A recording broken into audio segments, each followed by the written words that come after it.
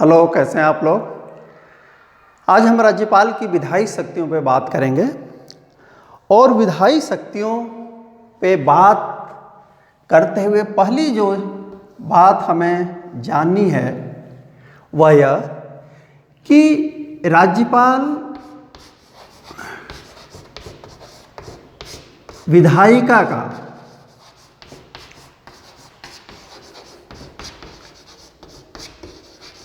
क्या है, अंग है, भाग है। इसका मतलब क्या हुआ?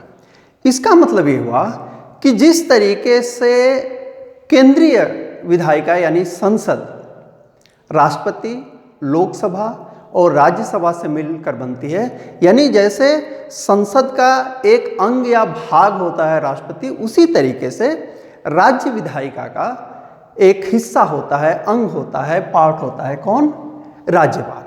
अब यहाँ एक टेक्निकल पॉइंट आपको समझनी होगी, वह यह कि यह जो राज्य विधायिका होती है वहाँ दो सदन हो सकते हैं, एक विधानसभा और दूसरी विधान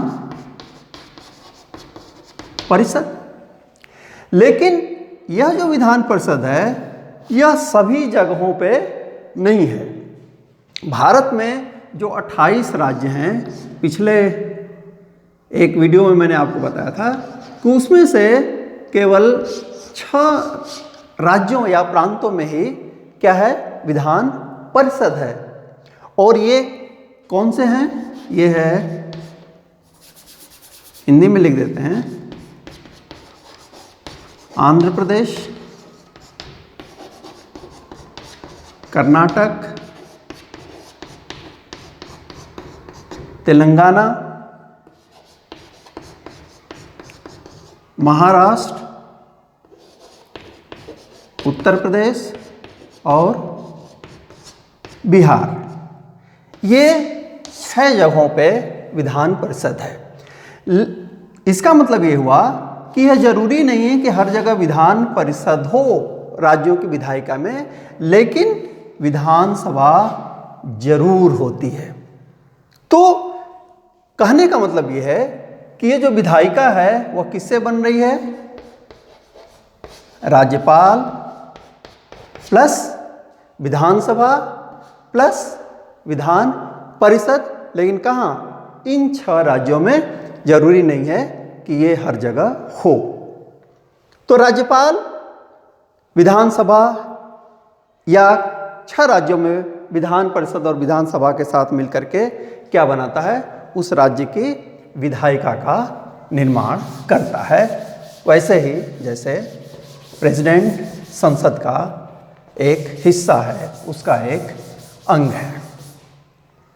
दूसरी बात ये कि जब ये इसका अंग हो गया, हिस्सा हो गया, तो इसी से जुड़ करके ही उसकी विधायी शक्तियां निकलेंगी। विधायिका से ही विधायी शक्तियों का उद्भव होगा। तो इस संदर्भ में वो क्या करता है? दूसरी जो बात आप कहेंगे कि वह सत्र, जो विधायिका का सत्र है, सत्र को वह बुला सकता है, सत्र बुला सकता है। दूसरा, उस सत्र का अवसान कर सकता है। तीसरा, वह क्या कर सकता है कि वह भंग कर सकता है, डिसॉल्व कर सकता है। और चौथी एक चीज ये भी होती है कि वह उसे एड्रेस करता है, संदेश देता है या उसे संबोधित करता है, संबोधित करता है, संबोधन। सत्र को बुलाना क्यों जरूरी है?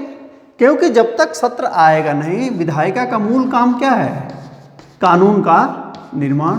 तो जब विधायिका अपने सत्र में बैठेगी नहीं तो कानून का निर्माण कैसे करेगी?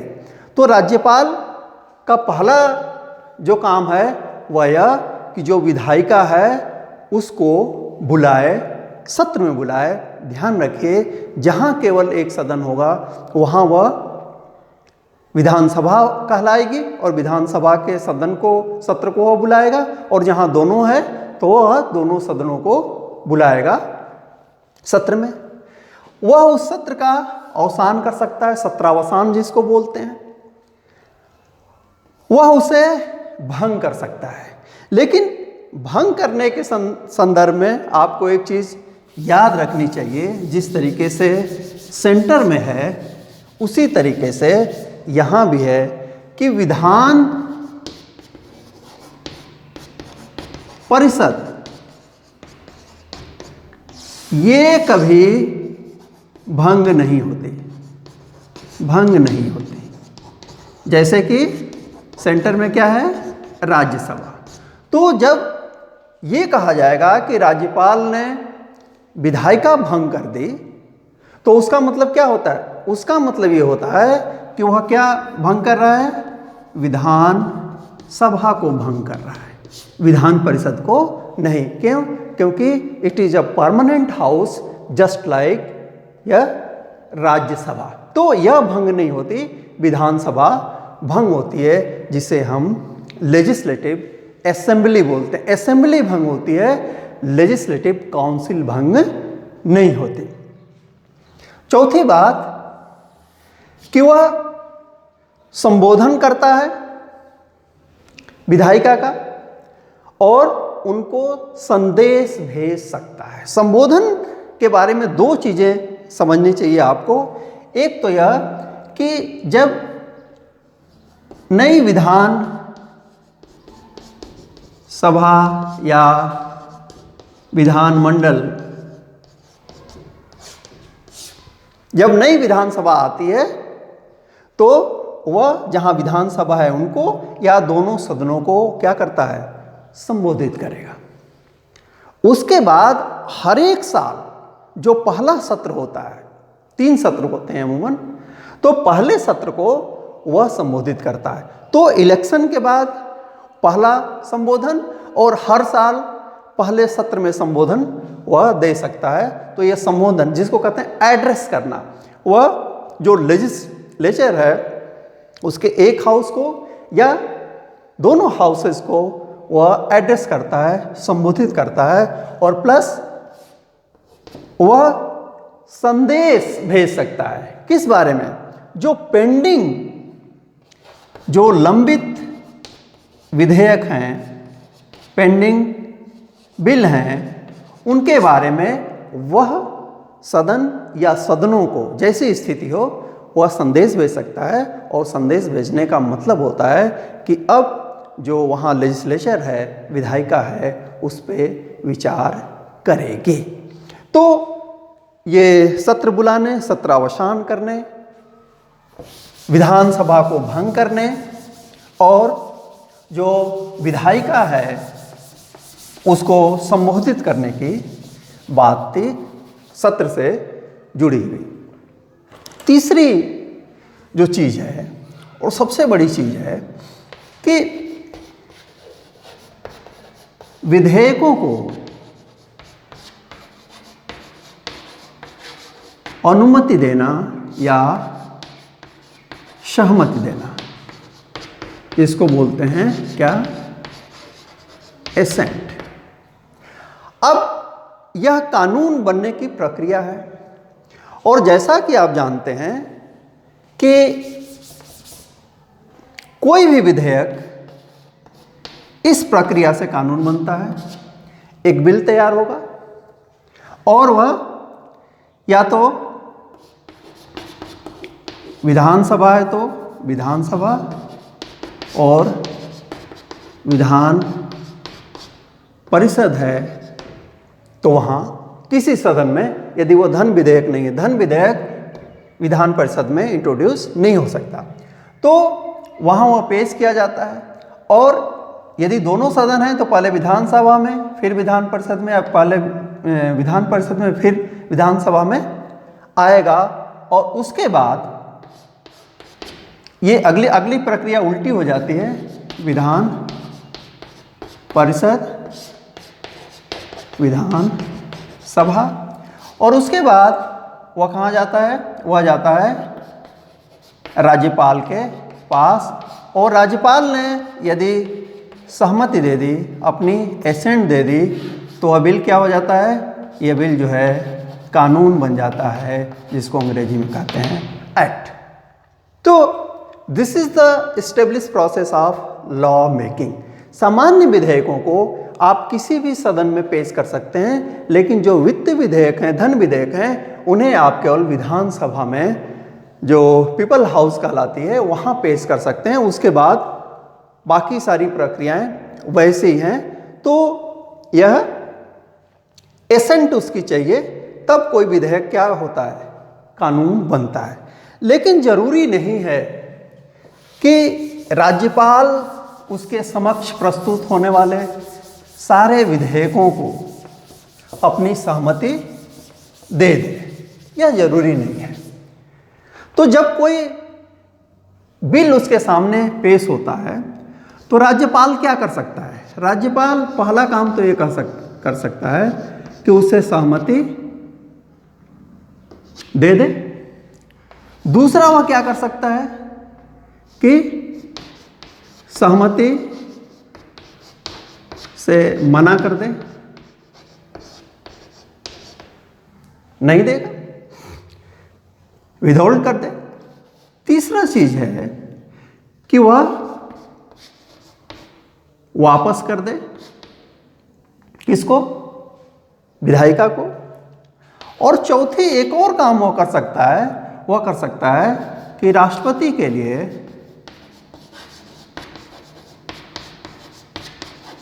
विचार हेतु क्या कर सकता है? आरक्षित कर सकता है।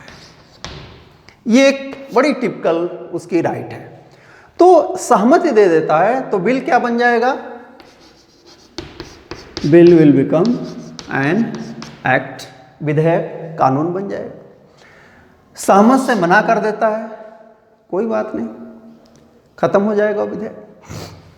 लेकिन यदि उसने वापस कर दिया, किसको? विधायिका को, राज्य विधायिका को, तो राज्य विधायिका फिर से उस पर विचार करेगी, और पुनर्विचार के बाद यदि वह विधेयक फिर से राज्यपाल के पास आता है, तो अब राज्यपाल उस पर अनुमति या सहमति देने से मना नहीं कर सकता। पहली बार वह उसके पास छूट है कि वह अपनी एसेंट देता है, सहमति देता है कि नहीं देता है। उसके बाद दूसरी बार वापस करने के बाद जब दूसरी बार उसके पास कोई बिल आएगा, तो वह उसे मना नहीं करेगा सिग्नेचर करने के लिए। लेकिन यह एक टिपिकल चीज जो मैं कह रहा था, उसके पास एक और पावर है, और वह पावर है कोई भी विधेयक वह राष्ट्रपति के विचार के लिए आरक्षित कर सकता है। और कुछ विधेयक को तो अनिवार्य रूप से राष्ट्रपति के लिए उसको आरक्षित करना है। वे कौन से हैं? पहली चीज, पहला ये है कि यदि उसमें हाई कोर्ट, जिसको आप क्या बोलते हैं, उच्च न्यायालय, यदि उच्च न्यायालय के पावर को, नीचे का मतलब कम करने वाला, यदि कोई ऐसा विधेयक विधायिका में, राज्य विधायिका में प्रस्तुत किया गया है जिससे वहां की हाई कोर्ट की पावर कम हो रही है, उसकी जो करंट पोजीशन है वह एंडेंजर हो रही है, तो उस विधेयक को राज्यपाल अनिवार्य रूप से राष्ट्रपति के विचार हेतु आरक्षित या रिजर्व करेगा। इसी तरीके से यदि 31A एक आर्टिकल है कि यदि वह विधेयक ऐसा है कि वह राज्य में संपत्ति के अनिवार्य रूप से हस्तगत करने के संबंध में है, यानी वह विधेयक ये कह रहा है कि वह किसी भूमि को, टर्म और कंडीशन उस राज्य रख सकता है कि वह अनिवार्य रूप से यदि वह विधेयक यह कहता है कि वह किसी संपत्ति को राज्य में अनिवार्य रूप से हस्तगत करेगा, तो ऐसे विधेयक को भी राज्यपाल क्या कर सकता है, राष्ट्रपति के लिए आरक्षित कर सकता है। तो ये उसके आरक्षित करने की बात हो गई। अब दूसरी बात ये हुई कि जब राष्ट्रपति के पास विधेयक चला गया, यानी पहले क्या हुआ, विधायिका ने पास किया, उसके बाद वह कहाँ गया, वह गवर्नर के पास गया। गवर्नर ने क्या किया, उसके राष्ट्रपति के पास ये विधेयक है जिसको आप कहते हैं बिल, राष्ट्रपति के पास भेज दिया। अब राष्ट्रपति भी क्या करेगा, राष्ट्रपति जैसे राज्यपाल की पावर है वह उसे सहमति दे सकता है। दूसरा क्या कर सकता है, सहमत से मना कर सकता है। तीसरा क्या कर सकता है कि वह वापस कर सकता है, वापस कर सकता है। और यहाँ पे आपको एक टेक्निकल पॉइंट समझना होगा कि वापस कहाँ करेगा, प्रेसिडेंट वापस कहाँ करेगा। तो एक लॉजिक आप सोच सकते हैं कि चूंकि गवर्नर ने राष्ट्रपति को वह विधेयक भेजा था, तो राष्ट्रपति क्या करेगा, गवर्नर को दे देगा। लेकिन यदि आप ऐसा कर देंगे तो आपका आंसर क्या हो जाएगा, गलत हो जाएगा। एक बार याद करने के लिए याद कीजिए कि एक बार गवर्नर ने किसी विधेयक को राष्ट्रपति के पास भेज दिया, तो अब राज्यपाल उस भूमिका से, उस रास्ते से हट जाता है। This is the key point. आपने राष्ट्रपति को भेज दिया तो अब आपका काम खत्म हो गया ना। अब राष्ट्रपति क्या करेगा, अब राष्ट्रपति जब इसको वापस करता है तो वह कहाँ करता है, सीधे विधायिका को करता है। और विधायिका क्या कर सकती है, वापस किया तो उसको उस पर विचार करेगी, फिर पास करेगी, और फिर वह सीधे, अब राज्यपाल नहीं, राष्ट्रपति के पास आएगा। और दोबारा जब राष्ट्रपति के पास आएगा तो राष्ट्रपति, ध्यान रखे यह भी एक बहुत महत्वपूर्ण पॉइंट है कि दोबारा पास करने के बाद जब कोई विधेयक राज्यपाल के पास जाता है तो राज्यपाल उस पर सहमति देने के लिए बाध्य है संवैधानिक तौर पे, लेकिन राष्ट्रपति बाध्य नहीं है। उसके लिए रिजर्व किए गए विधेयक को जब किसी राज्य की व्यवस्थापिका या विधायिका दोबारा विचार करके राष्ट्रपति के पास भेजती है, तब भी राष्ट्रपति बाध्य नहीं है उस पर सिग्नेचर करने के लिए। वह फिर अपनी सहमति दे सकता है या सहमति से मना कर सकता है।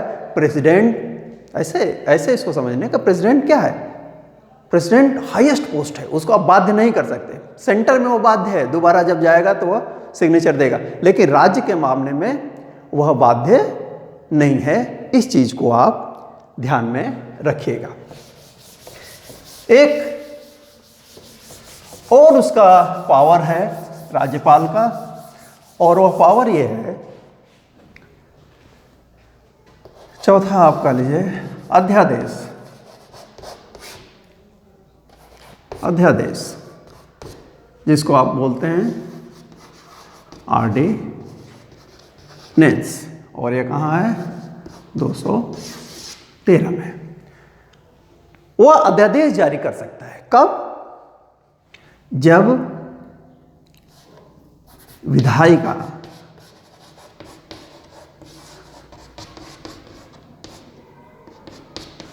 सत्र में न हो।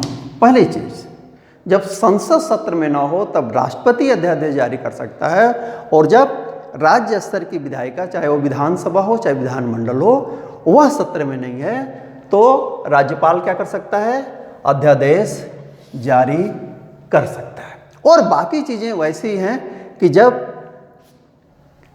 विधायिका सत्र में बैठेगी तो उसको 6 सप्ताह के अंदर उस ऑर्डिनेंस को एक्सेप्ट करना होगा, और यदि वह नहीं करती है तो वह ऑर्डिनेंस क्या हो जाएगा, 6 सप्ताह बाद समाप्त हो जाएगा। तो यदि कोई आपसे ये पूछे कि बिना विधायिका, राज्य विधायिका की सहमति के राज्यपाल द्वारा जारी कोई ऑर्डिनेंस कितने दिन तक प्रभावी रह सकता है? तो your answer will be 6 weeks. 6 सप्ताह वह कायम रह सकता है। लेकिन यहाँ फिर एक चीज, अभी जब सामान्य विधेयकों की बात हो रही थी जिनको रिजर्व किया जा रहा है प्रेसिडेंट के लिए, यहाँ भी थोड़ी कंडीशन है। कंडीशन ये है कि राज्यपाल उन विषयों पे अध्यादेश जारी नहीं कर सकता जिनसे संबंधित विधेयक प्रस्तुत करने के पहले या प्रस्तुत करने के बाद राष्ट्रपति की सहमति की जरूरत होती है। उस पे राज्यपाल सीधे अध्यादेश जारी नहीं कर सकता। जिन विधेयकों के, जिन विषयों के संदर्भ में राष्ट्रपति की पूर्व या बाद की सहमति की जरूरत होती है, उन विषयों पर अध्यादेश जारी करने से पहले राज्यपाल राष्ट्रपति की अनुमति लेगा, उसके बगैर वह अध्यादेश जारी नहीं कर सकता। और एक आखिरी बात जो मैं आपसे शेयर करना चाहूँगा इस बिंदु पर, वह यह कि जो जहाँ जहाँ विधान परिषद हैं, लेजिस्लेटिव काउंसिल हैं, वहाँ उनकी स्ट्रेंथ का 1/6 जो भाग है वह क्या करता है? मनोनीत करता है। 1/6 सदस्यों को राज्यपाल मनोनीत करता है। कहाँ? विधान परिषद में। ध्यान रखिए, यही काम जो राष्ट्रपति है वह भी राज्यसभा में करता है, लेकिन 1/6 नहीं करता। उसकी संख्या फिक्स है, वह है 12 या बाहर। यहाँ यह 1/6 सदस्यों को क्या करता है? नॉमिनेट करता है। दूसरी चीज़ कि ये जो 4 ग्राउंड हैं, लिटरेचर, आर्ट, सोशल सर्विस और साइंस, साहित्य, कला, विज्ञान और समाज सेवा, ये राज्यसभा के संदर्भ में भी हैं। तो ये चारों यहाँ हैं। लेकिन इसके साथ साथ कोऑपरेटिव मूवमेंट एक बिल्कुल नई चीज़ है राज्यों के संदर्भ में, जहाँ से वह एक व्यक्ति को नॉमिनेट कर सकता है। कहाँ? विधान परिषद में। तो ये था राज्यपाल की विधायी शक्तियाँ। उम्मीद है कि आपको पसंद आया होगा, आपके कॉन्सेप्ट क्लियर हुए होंगे। कुछ टेक्निकल बातें हैं, उसको ध्यान में रखिए। देखते रहिए, पढ़ते रहिए। Thank you very much.